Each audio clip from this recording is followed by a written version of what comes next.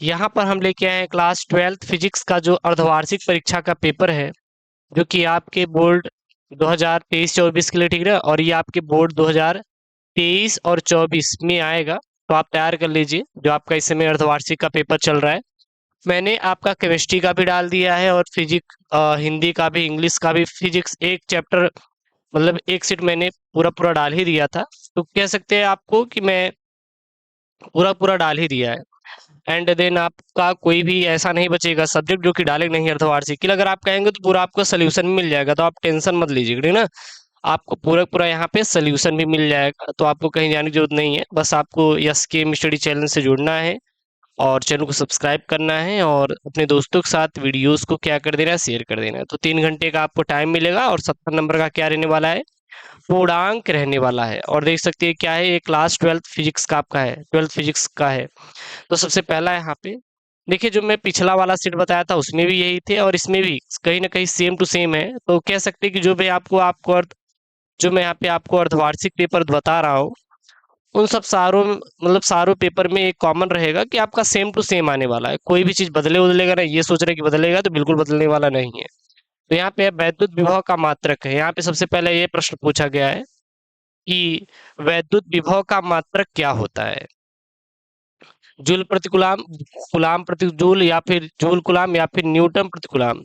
तो जो यहाँ पे वैद्युत विभव का मात्रक होता है, वैद्युत विभव का मात्रक क्या होता है, वो वोल्ट होता है। क्या होता है, वोल्ट होता है। इस प्रकार से लिख सकते हैं, क्या होता है, वोल्ट, ठीक है ना। उसके बाद यहाँ पे निम्नलिखित में से किस मीटर का प्रतिरोध उच्चतम होता है, अमीटर का होता है, गैल्वेनोमीटर का होता है, या वोल्ट मीटर का होता है, या फिर मिलीमीटर का। तो यहाँ पे आपको बताना है। फिर का वाला यहाँ पे है कि लेंज का नियम किसके संरक्षण नियम अनुरूप उत्पन्न होता है। जो लेंज का नियम है वो किसके संरक्षण के नियम के बाद क्या होता है, ये उत्पन्न होता है। तो यहाँ पे ये बताना है। तो मतलब कह सकते हैं कि हाँ, ज्यादा नहीं, बस पैरेलल क्वेश्चन आपके पेपर में बनने वाले, मतलब कि एक दूसरे क्या बनेंगे, समानांतरिक क्वेश्चन बनेंगे। ज्यादा हार्ड भी नहीं बनेंगे, बस नॉर्मली आपके प्रश्न बनेंगे, जो कि जिसका आंसर आप बहुत ही अच्छे तरीके से और बहुत ही सुंदर लिखावट के साथ दे सकते हैं। बहुत ज्यादा टफ आपके पेपर क्वेश्चन आने वाला बिल्कुल भी नहीं है, ठीक है ना। तो इस चीज का आप बकायदे ध्यान दीजिएगा। तो आवेश के या संवेग के या फिर ऊर्जा के या फिर द्रव्यमान के, तो लेंज का नियम किसके संरक्षण नियम अनुरूप उत्पन्न होता है, बताना है। फिर यहाँ पे है एक्स किरणें हैं। एक्स किरणें क्या होती हैं, गतिमान इलेक्ट्रॉन होती हैं, ऋणात्मक आयन होती हैं, धनात्मक आयन होती हैं, या वैद्युत चुंबकीय तरंगे होती हैं। एक्स किरणें क्या होती है, तो यह एक प्रकार की क्या होती हैं, इलेक्ट्रॉन होती है, धनात्मक या फिर ऋणात्मक या फिर वैद्युत। उसके बाद लेंस की फोकस दूरी अधिकतम होती है। लेंस की जो फोकस दूरी होती है किस रंग के लिए क्या होती है, अधिकतम। यहाँ पे आपको बताना है कि किसके लिए सबसे ज्यादा होती है, लाल रंग के लिए, पीले रंग के लिए, हरे रंग के लिए, या फिर बैगनी रंग के लिए, ठीक है। तो ये आपके बहुविकल्पी हैं। उसके बाद यहाँ पे आपके लोकोत्तरी प्रश्न आए हैं, सभी खंडों के उत्तर दीजिए, एक एक नंबर का है। जैसे वैद्युत द्विध्रुव आघूर्ण की परिभाषा लिखिए, आप क्या समझते हैं। परावैद्युत पदार्थ क्या होता है। अगर आप ये 12th फिजिक्स का पेपर तैयार कर लेते हैं तो हाफ ईयरली पेपर में आपका यही आने वाला है। इससे बाहर आपका एक भी प्रश्न आने वाला नहीं। अगर आपको लग रहा है कि इससे प्रश्न आएगा, तो बिल्कुल भी आने वाला नहीं है इससे बाहर प्रश्न। जो भी प्रश्न आएगा आपके पेपर में, बस यहीं से आपके छपे छपाए प्रश्न बनने वाले हैं। सो यार, आप लोग ये काम कर सकते हैं, पूरा पूरा इसे तैयार कर सकते हैं। अगर तैयार कर लेंगे तो आपका समझ लीजिए काम एकदम अच्छा है। अगर नहीं तैयार करते तो फिर आपको दिक्कत हो जाएगी। इसलिए कोशिश करिए कि आप लोग इन सारे प्रश्नों को तैयार कर लीजिए। गतिमान E बराबर रो इंटू जी में, रो का यहाँ पे मात्रक बताना है, और यहाँ पे किन्हीं दो विपरीत चुंबकीय पदार्थों के आपको नाम बताना है। देखिए, चुंबकीय पदार्थ, अनुचुंबकीय पदार्थ और प्रतिचुंबकीय पदार्थ। तो पदार्थ कितने प्रकार के, 3 प्रकार के होते हैं, चुंबकीय, अनुचुंबकीय और प्रतिचुंबकीय। फिर यहाँ पे सभी खंडों के उत्तर देना है आपको। प्रत्येक प्रश्न 2 अंकों का है, यानी जितने की आपके यहाँ पे प्रश्न है सभी का आपको उत्तर देना है। जैसे कि किसी सेल के आंतरिक प्रतिरोध से आप क्या समझते हैं। चुंबकीय क्षेत्र बी की परिभाषा लिखिए कि चुंबकीय क्षेत्र बी क्या है। भंवर धाराएं क्या होती है, और अनुनादी आवृत्ति किसे कहते हैं, या फिर अनुनादी आवृत्ति से आप क्या समझते हैं, आपके यहाँ पे बताना है, ठीक है ना। तो ये आप प्रश्न यहाँ पे देख सकते हैं क्वेश्चन।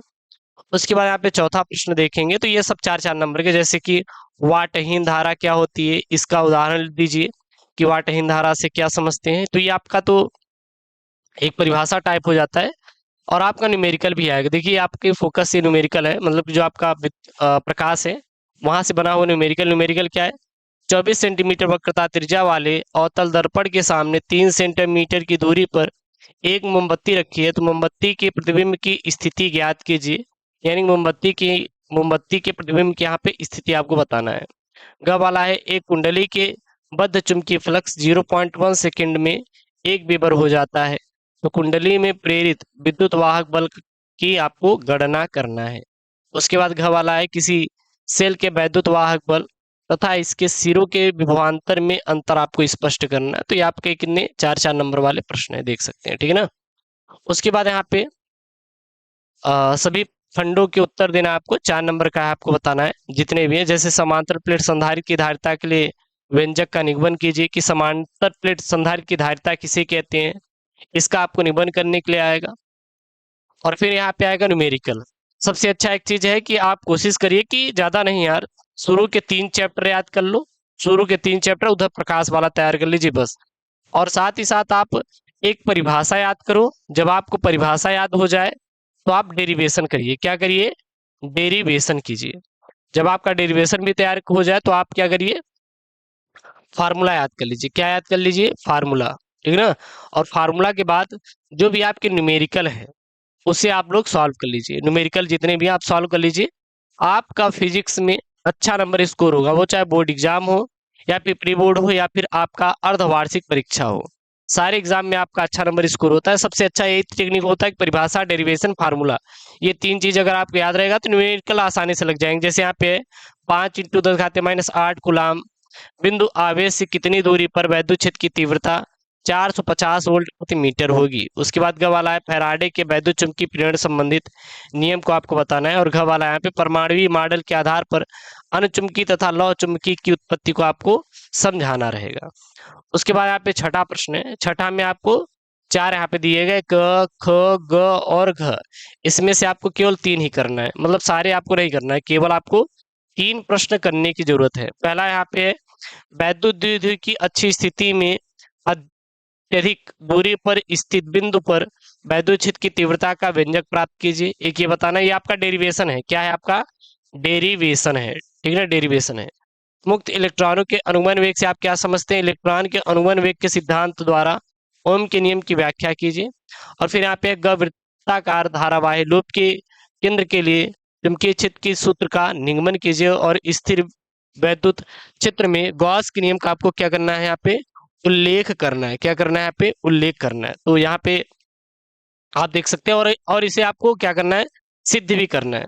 तो ये आप देख सकते हैं क्लास 12 फिजिक्स का अर्धवार्षिक बोर्ड परीक्षा का पेपर है, आप यहाँ पे देख सकते हैं। और ये आपके पेपर आएगा, तो इसलिए आप लोग इसको तैयार कर लीजिए। चलिए, तो मिलते हैं नेक्स्ट वीडियो में। और जितने भी आपके अर्धवार्षिक पेपर है सारे कोड मैं दे दूंगा, टेंशन मत लीजिएगा। और कहेंगे तो आपको मैं सॉल्व भी करवा दूंगा, ठीक है ना। ओके दोस्तों, थैंक यू, जय Hind, take care, bye bye.